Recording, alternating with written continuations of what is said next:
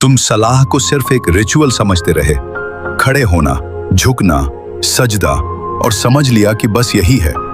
लेकिन अगर सलाह सिर्फ इतनी सी हरकतें होती तो अल्लाह इसे जमीन पर नाजिल क्यों नहीं करता, सीधे आसमान से गिफ्ट क्यों करता? सोचो, कुरान की हर चीज इस दुनिया में नाजिल हुई, आयतें, कानून, हिदायतें, अहकाम, लेकिन सलाह नाजिल नहीं हुई।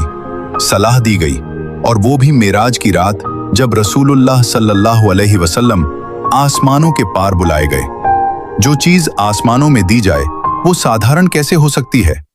सलाह कोई रिवॉर्ड सिस्टम नहीं है, सलाह कोई सवाब कमाने की स्कीम नहीं, सलाह कोई सजा से बचने का शॉर्टकट नहीं, सलाह एक टेक्नोलॉजी है। कुरान सलाह के बारे में क्या कहता है?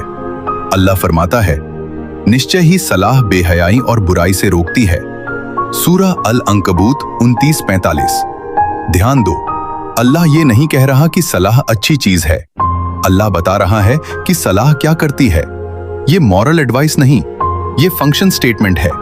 यानी सलाह डिजायर को रेगुलेट करती है, नफ्स को कंट्रोल में लाती है, इंसान की साइकोलॉजी को रीसेट करती है।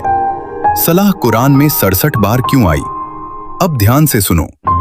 सलाह कुरान में लगभग 67 बार आई है। कुरान में रेपिटेशन कभी एक्सीडेंटल नहीं होती। जो चीज बार बार आती है वो अल्लाह के सिस्टम की कोर पिलर होती है। तौहीद बार बार, आखिरा बार बार, सलाह बार बार क्यों?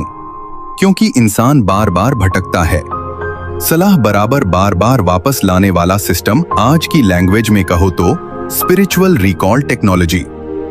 फखरुद्दीन राजी कहते हैं, इंसान का दिल बिखरा हुआ होता है, सलाह उसे एक बिंदु पर समेट देती है। उनके मुताबिक इंसान की सबसे बड़ी बीमारी है स्कैटर्ड अटेंशन। सलाह का हर स्टेप इनर इंजीनियरिंग है। क़ियाम, अलाइनमेंट, रुकू, ईगो बेंड, सजदा, ईगो ब्रेक। राजी साफ कहते हैं, सलाह नफ्स की रीप्रोग्रामिंग है। इब्न अरबी, सलाह इज वेल को असेंशन डिवाइस। अब सुनो इब्न अरबी को। वो कहते हैं, सलाह मोमिन की मेराज है।